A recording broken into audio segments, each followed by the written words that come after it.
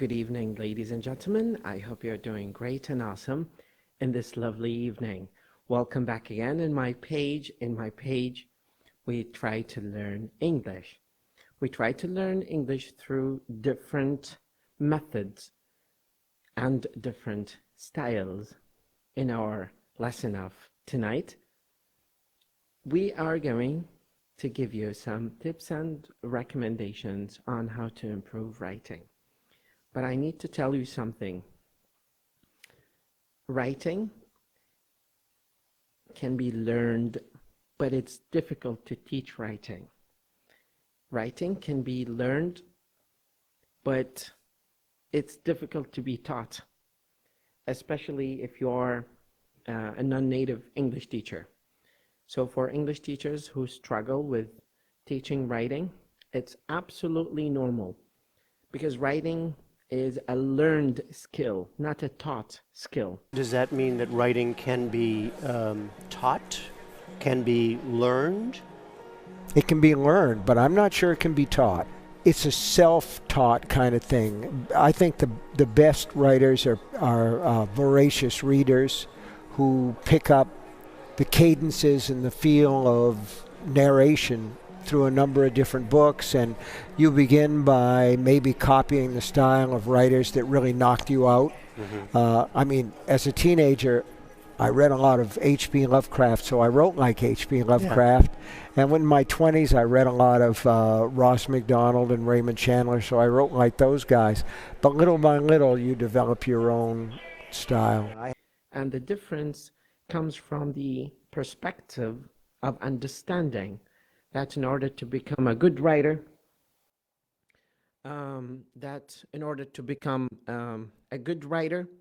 you need to become a good reader. So becoming a good reader is a key condition to become a successful writer. Those people who struggle with their writing, especially trying to provide good, solid academic writing, comes from the fact that they have very many shortcomings in their reading. Maybe during their childhood did not have enough time to read. Maybe their parents did not have enough time to read to them some stories, and all of that all of that just culminated in the fact that ended up in having your writing become so weak. So when it comes to treat and remedy this, we need to understand that our lack of ability to provide good, solid, structured writing comes from our lack and our history of lack of good amount of reading. So on average, you need to ask yourself, how many books do you finish? Or how many journals you finish, especially if you are a specialist person. Now, this is some sort of very cornered kind of conversation that we are doing right now, and we're trying to address the perspective of writing. A lot of people actually send me messages, and they seem very frustrated, and they lose the steam of continuing their academic journey because they get hit by the buttress of the solid academic writing style, and they just need to reshuffle their skills and prioritize some of the aspects where they have strengths over the aspects where they have weaknesses. We know, generally speaking, in Middle East, we do not have enough time to read. I think the complications that we go through every day, being a Middle Eastern and a citizen in Middle East, is just enough to let people excuse you to not be able to accomplish good structured writing. I was listening to Stephen King, who is a pioneer novelist, American novelist. I think he's American. And he said, writing is learned, it is not taught. It's really almost impossible to teach writing. But to some extent, I disagree with that because, I mean, at least there are lots of courses online and academic courses for writing. So when you struggle with writing, that's absolutely normal. When you try to push yourself to produce good amount of writing and you struggle, that's absolutely normal. When I was a student, I used to get ton of feedback from my professor because my writing was relatively weak. And in order, we need to understand that in order to deal with this sort of pickle that we are facing, torshi, pickle, but it's difficult problem. We come across this expression. We need to reorganize our agenda and document regarding our priorities, الأولويات, priorities. So one of the priorities to deal with the difficulty that you have in writing is to improve your reading. Now, how do we improve our reading? Now, once you ask yourself this question, your mind is going to subconsciously re-engineer some sort of mechanism to help you overcome this sort of obstacle, عقبة, obstacle, OBSTACLE, obstacle. Now, كيف نواجه مشكلة صعوبة الكتابة؟ صعوبة الكتابة هي نتيجة سببها قلة القراءة. So we have to balance the amount of reading with the amount of production. A lot of people actually have a misconception about writing.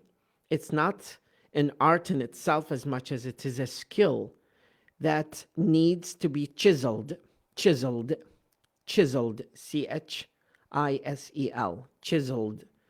chiseled, okay? It's a skill that takes months, if not years, to develop and evolve. So starting from your childhood through the adulthood, you need to consume a lot of papers and stories and novels and start imitating people's writing to the point that you saturate yourself with good amount of literature to the point that you satisfactorily say, well, I have developed my own writing style, and this is the point, this is the tipping point, tipping, TIPPING. بالمناسبة هذه التعابير أنا دا أستخدمها متعمد حتى نضفي نوع من الفائدة اللغوية، أنه إحنا دا نتعلم كلمات ضمن context، فهذا context اللي إحنا دا نتعلم به هذه الكلمات اتمكننا من معرفة التبس اللي نحتاجها to improve our writing. دا أقرأ الكومنتس مالتكم حاليا ودا أجاوب على بعض من عندها. حقيقة دا توصلني مجموعة رسائل مهمة، لكن عموما إحنا راح نناقش we will discuss بعض من المسائل الأساسية اللي يواجهها الشخص من يبدي يكتب مقالة أو أي جزء يتعلق باللغة الإنجليزية. أولا طبعا هاي شخابيط بس الفكرة أنه المقالة باللغة الإنجليزية هي قصيرة to the point في الصميم to the point، يعني لازم مختصرة ما قل ودل. احنا نقولها بس يعني ما نطبقها. الكلام باللغة الإنجليزية straightforward مستقيم عدل to the point. You do not beat around the bush. Okay, so فمن نيجي نكتب عندنا فد recommendations انه كيف تكتب المقالة الأكاديمية. لازم تسأل نفسك السؤال التالي: Is this how they say it in English, or is this how it is translated from Arabic? إذا إذا كنت تفكر بالعربي, okay, think Arabic style, but try to convert that and translate it into English context. Because if you don't do that, it's going to be really hard to get the point.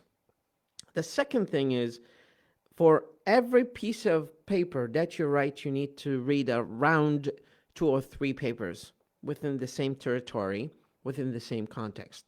Try to ask yourself, what am I trying to say? What am I trying to say? And this is the key. This is the trick. When you ask yourself this kind of question, try to verbally speak to yourself so your mind hears you when you're talking. Because sometimes when we think without saying, it's completely different story. So we need to ask ourselves and answer ourselves verbatim or verbally. We need to verbalize. We need to speak what we try to write.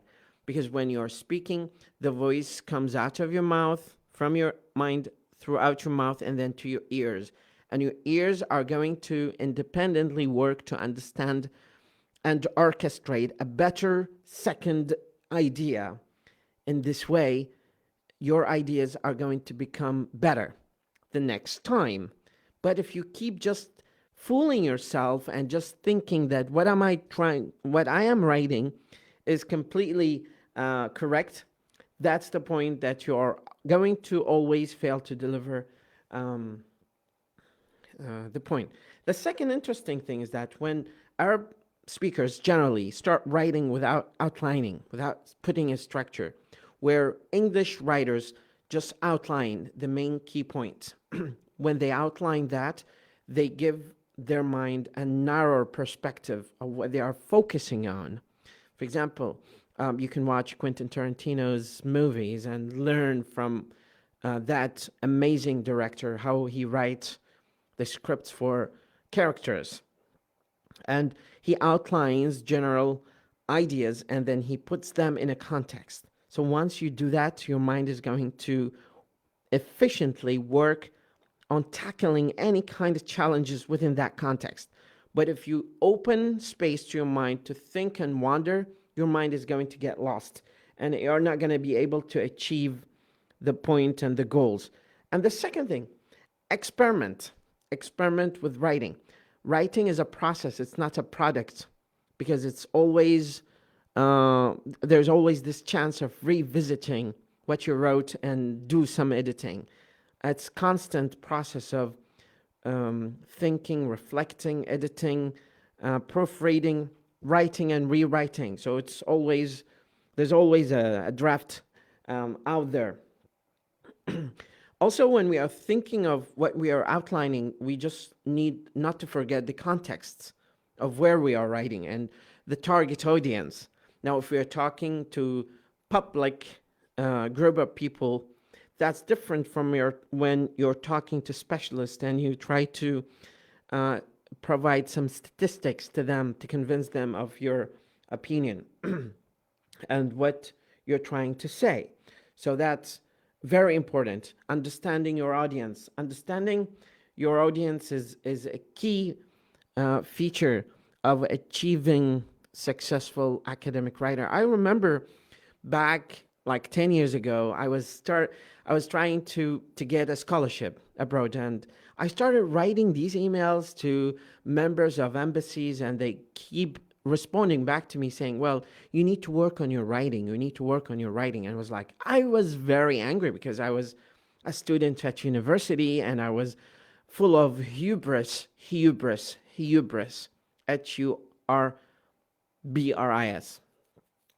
I was full of pride that I have very good writing. Now, when I go back, I feel very ashamed of reading the emails that I send them, like saying, hey guys, how are you? Hey buddies. And these random, very vulgar style writing that do not have any indication that I have any academic background.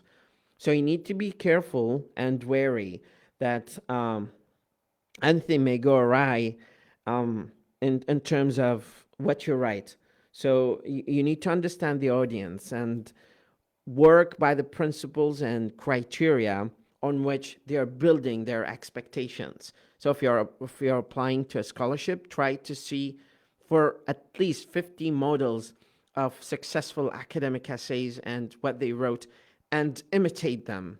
Through imitation is the best application of creating and crafting your own style of writing. And there is no shame of imitating people, but not copying and pasting. That's plagiarism. That's a different story. But imitating people's style and their narrative and how they tell the story is really essential and key crucial feature of becoming successful writer. So understand the criteria and standard and expectations of the scholarship or committee or the company you're applying to or writing your CV to, or resume, or your application essay or your proposal or your dissertation. All of these, no matter what they are, these are just outlines, but the content is the more essential here, which is trying to understand principally what their expectations are and how you can craft them to the point of satisfaction. So these are my, major key points that I want to deliver to you. I'm concerned right now that there is some shortcoming that comes from this short meeting, but I think it demands bigger session where we discuss all the finite details of an essay. And I promise you, inshallah, in the coming meetings, I'm just concerned that electricity may go off at any point, and I will lose the live broadcast here. But inshallah, in the upcoming meetings, if you like this session, and it's a short reflection that opens some horizons down the tunnel of your academic writing and how you can improve it. The key feature is to become a good reader. How do you become a good reader? You develop some routine, and this routine, it's necessary that every day you read around 15 pages of a journal or a magazine or a political essay or academic essay. That is going to be very enriching to you to become a good writer. So there's some collateral damage that happens in writing because of lack of enough reading. Okay, so these are my key recommendations that I wanted to share with you. I would like to thank you so much for watching, and I look forward to see you in another live broadcast. إذا عندكم أي أسئلة أو أي استفسارات تخص طرق تعلم اللغة الإنجليزية، تخص كتابة البحوث الأكاديمية. طبعا ما أكتب بحوث، أنا مجرد أنطي نصائح بالمجان يعني للناس اللي يحبون يطور مهاراتها باللغات، أي لغة بالعالم. النصائح اللي تخص هي نصائح مجربة من قبل الاختصاصيين أهل الماجستير والدكتوراه اللي باحثين بهذا المجال، المؤلفين، نجمعها ونقدمها لكم على طبق حتى تستفيدون منها ونقصر المسافة. دائما المدرب أو المدرس هو حلقة وصل لتقريب المسافة بين اللغة وبين دماغ الشخص اللي يتدرب عليها. فبالتالي احنا مجرد حلقة وصل، احنا مساعدين، احنا مو مصدر المعلومة، لكن احنا وسيلة تسريع انتقال المعلومة من اللغة ومكانها إلى دماغ الشخص حتى يتمكن من استخدامها بطريقة سلسة وجميلة بدون صعوبات ومعوقات. This is the bigger picture, okay? So شكرا لكم, thank you so much, and I look forward to see you in another lovely meeting with you. ربي يحفظكم.